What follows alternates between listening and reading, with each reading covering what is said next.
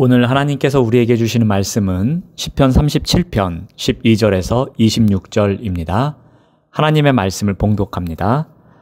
악인이 의인치기를 꾀하고 그를 향하여 그의 일을 가는도다.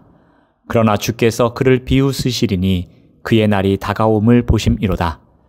악인이 칼을 빼고 활을 당겨 가난하고 궁핍한 자를 엎드러뜨리며 행위가 정직한 자를 죽이고자 하나 그들의 칼은 오히려 그들의 양심을 찌르고 그들의 활은 부러지리로다. 의인의 적은 소유가 악인의 풍부함보다 낫도다. 악인의 팔은 부러지나 의인은 여호와께서 붙드시는도다. 여호와께서 온전한 자의 날을 아시나니 그들의 기업은 영원하리로다. 그들은 환난 때에 부끄러움을 당하지 아니하며 기근의 날에도 풍족할 것이나 악인들은 멸망하고 여호와의 원수들은 어린 양의 기름같이 타서 연기가 되어 없어지리로다. 악인은 꾸고 갚지 아니하나 의인은 은혜를 베풀고 주는도다. 주의 복을 받은 자들은 땅을 차지하고 주의 저주를 받은 자들은 끊어지리로다. 여호와께서 사람의 걸음을 정하시고 그의 길을 기뻐하시나니 그는 넘어지나 아주 엎드러지지 아니함은 여호와께서 그의 손으로 붙드심이로다. 내가 어려서부터 늙기까지 의인이 버림을 당하거나 그의 자손이 걸식함을 보지 못하였도다. 그는 종일토록 은혜를 베풀고 꾸어주니 그의 자손이 복을 받는도다. 아멘. 오늘 말씀의 제목은 악인과 의인입니다. 시편에서 악인과 의인은 반복해서 나오는 주제입니다. 시편 1편 1절에서 악인과 의인을 뚜렷하게 대조하고 있습니다. 우리가 보통 악인이라고 하면 품행이 못된 자로서 남에게 해악을 끼치는 그런 사람으로 생각합니다. 그러나 성경은 악인이라는 이 단어를 조금 특별한 뜻으로 사용합니다. 히브리어 라사를 사용하는데 이 단어는 기본적인 뜻은 경건치 않은 불경건한입니다. 하나님 없이 사는 자를 말합니다. 즉 하나님을 염두에 두지 않고 자기 자신의 뜻을 따라서 생각하고 말하고 행동하는 자를 가리킵니다. 그러므로 성경에서 말하는 악인이란 세상 윤리나 도덕 규범에 비추어서 그것에 역행하거나 미치지 못하는 자를 악인이라고 말하는 것과는 전혀 다른 것입니다. 한편으로 의인으로 규정하는 것도 이와 마찬가지입니다. 단순히 어떤 선하고 의로운 일을 행하느냐가 그 판단 기준이라기보다 그 전에 하나님과 어떤 관계를 맺고 있는가, 하나님에 대한 그의 내적 자세가 어떠한가, 여기에 따라서 판단하는 것입니다. 악인은 하나님과 상관없이 자기를 믿으며 살지만 의인은 오직 하나님만을 의지하며 살아가는 자입니다. 자, 그렇다면 먼저 악인의 특징을 살펴보겠습니다. 12절 말씀을 봅니다. 악인이 의인치기를 꾀하고 그를 향하여 그의 일을 가는도다. 또 14절 말씀을 봅니다. 악인이 칼을 빼고 활을 당겨 가난하고 궁핍한 자를 엎드러뜨리며 행위가 정직한 자를 죽이고자 하나. 악인의 삶의 기준에는 하나님이 없습니다. 그래서 그들은 하나님의 뜻을 거스르기를 두려워하지 않습니다. 사람들과의 관계에서 선을 베풀며 살라는 하나님의 뜻을 저버립니다. 약한 자들에게 강압과 폭력을 행사합니다. 그들은 자신들의 탐욕을 채우기 위해 다른 사람들의 목까지 빼앗습니다. 더 많은 것을 소유하기 위해 수단과 방법을 가리지 않습니다. 또한 악인들은 하나님의 뜻을 따라 선을 행하는 자들에게 적대감을 나타냅니다. 그래서 의인들의 선한 행위를 회방하고 기회만 생기면 그들에게 해를 끼치려 합니다. 그런데 이러한 악인의 행동에 대해서 하나님은 어떻게 하십니까? 13절 말씀을 봅니다. 그러나 주께서 그를 비웃으시리니 그의 날이 다가옴을 보심이로다. 하나님은 그들의 악행을 비웃으십니다.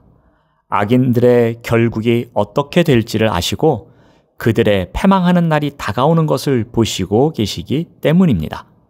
또한 하나님은 그들이 하는 바를 꺾으십니다. 15절 말씀을 봅니다. 그들의 칼은 오히려 그들의 양심을 찌르고 그들의 활은 부러지리로다. 악인들은 자신의 힘과 권력을 마음껏 휘두르고 있었습니다. 그런데 그 권력과 힘이 오히려 그들의 양심을 찌르는 것을 발견합니다. 그들의 비행과 음모가 먼저 들통이 나서 그들이 수치를 당한다는 것입니다. 그들의 활도 부러져서 더 이상 쓸모 없어지게 만드십니다. 다음으로 의인의 특징은 어떠합니까? 그들은 나눔의 삶을 살아가려고 합니다. 의인은 하나님이 무가치한 자신에게 은혜와 자비를 베풀어 주셨음을 잘 알고 있습니다. 그래서 다른 사람을 사랑하며 살라는 하나님의 뜻에 순종합니다. 그들은 다른 사람들에게도 하나님께 받은 사랑을 나누는 것을 기쁘게 여기고 자기보다 약한 사람들을 동정하며 후하게 베푸는 삶을 삽니다. 그런데 그들의 현실은 어떠합니까? 16절 말씀을 봅니다. 의인의 적은 소유가 악인의 풍부함보다 낫도다. 현실적으로 의인들은 악인들보다 적은 소유를 가지고 있는 경우가 많습니다. 그렇다고 해서 의인이 느끼는 풍부함과 만족이 악인의 그것보다 못하다고 할 수는 없습니다. 그런데 의인에게는 재물의 많음보다 더 중요한 것이 있습니다. 21절입니다. 의인은 은혜를 베풀고 주는도다. 의인들은 하나님께 받은 은혜와 복을 다른 이들에게도 베풀어주는 삶을 살 수 있습니다. 의인은 어떻게 보면 바보 같기도 합니다. 남에게 은혜를 베풀어 주기만 하고 자기 것을 챙기지 못할 때도 있습니다. 좋은 기회가 와도 양보하거나 빼앗겨 버릴 때도 있습니다. 그럼에도 불구하고 의인은 은혜를 베풀고 나누는 삶을 살아갑니다. 그런데 이러한 의인을 하나님께서 어떻게 하신다고 합니까? 17절 말씀을 봅니다. 의인은 여호와께서 붙드시는도다. 어떻게 붙드십니까? 23절에서 24절 말씀을 봅니다. 여호와께서 사람의 걸음을 정하시고 그의 길을 기뻐하시나니 그는 넘어지나 아주 엎드러지지 아니함은 여호와께서 그의 손으로 붙드심이로다. 의인이 가시밭길을 가며 고생을 많이 합니다. 때로는 넘어지고 자빠지고 발을 헛디뎌서 뒹굴기도 합니다. 그런데 중요한 것이 있습니다. 완전히 엎드러지지 않는다는 것입니다. 그 이유가 무엇입니까? 하나님의 손이 그를 붙들어 주시기 때문입니다. 여러분들도 경험해 보셨을 것입니다. 어린 아이가 부모의 손을 잡고 갑니다. 그런데 여기저기 둘러보다가 또는 장난을 치다가 넘어질 때가 있습니다. 그래도 완전히 엎드러지지 않습니다. 왜 그렇습니까? 부모의 손이 꼭 잡아주기 때문입니다. 하나님이 의인을 붙들어 주시는 모습은 바로 이와 같습니다. 아이를 잡아준 부모님의 손이 있기에 넘어져도 완전히 엎드러지는 법이 없듯이 의인이 환난의 날을 살아가도 완전히 엎드러지는 경우가 없다는 것입니다.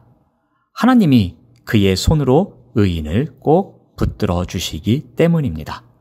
바로 이것이 악인과 의인의 차이입니다. 악한 사람들의 특징은 견고함이 없다는 것입니다. 그래서 시편 1편에서는 그들을 바람에 나는 겨와 같다고 말씀합니다. 그 이유는 삶의 근거를 자기 자신에게 두기 때문입니다. 인간은 유한하고 불완전한 존재임에도 불구하고 자기 자신에게 삶의 근거를 두기 때문에 흔들릴 수밖에 없습니다. 마음 깊은 곳에 항상 불안함을 껴안은 채 살아갈 수밖에 없습니다. 하지만 하나님을 의뢰하는 의인들은 환난 때에도 흔들리지 않는 반석과 같습니다. 왜냐하면 그들이 신뢰하는 하나님이 영원한 반석이 되시기 때문입니다. 그래서 시편 1편에서 의로운 사람은 시냇가에 심겨진 나무와 같다고 합니다. 다윗은 시편 37편에서 하나님을 의뢰하십시오. 하나님을 기뻐하십시오. 하나님께 당신의 길을 맡기십시오. 하나님은 당신들의 걸음을 정하시고 그 길을 기뻐하십니다. 당신들이 혹 넘어지나 아주 엎드러지지 않는 것은 하나님께서 당신들을 붙드시기 때문입니다. 라고 자신 있게 권면합니다. 그 이유가 무엇이겠습니까? 그것은 다윗이 오직 하나님만을 의지하는 의인의 삶을 살았기 때문입니다. 그러한 자신을 하나님께서 소망의 길로 인도하셨음을 간증하고 있는 것입니다. 우리의 인생도 마찬가지입니다. 주님께 소망을 두는, 주님만을 의지하는 의인의 삶을 살아가시길 바랍니다. 소망을 주님께 두고 주님께 매이는 의인의 삶을 살아가시길 바랍니다. 그렇다면 우리의 삶 또한 다윗과 같이 많은 간증거리가 넘쳐날 것입니다. 그러한 삶을 살아가시는 우리 모두가 되시기를 바랍니다. 기도하겠습니다. 하나님 감사합니다. 하나님을 모른다고 살아가는 악인의 삶이 아닌 하나님만을 의지하고 하나님께 소망을 두고 하나님께 매인 삶을 살아가는 의인의 삶을 살아가도록 인도하여 주시옵소서. 예수님의 이름으로 기도드립니다. 아멘.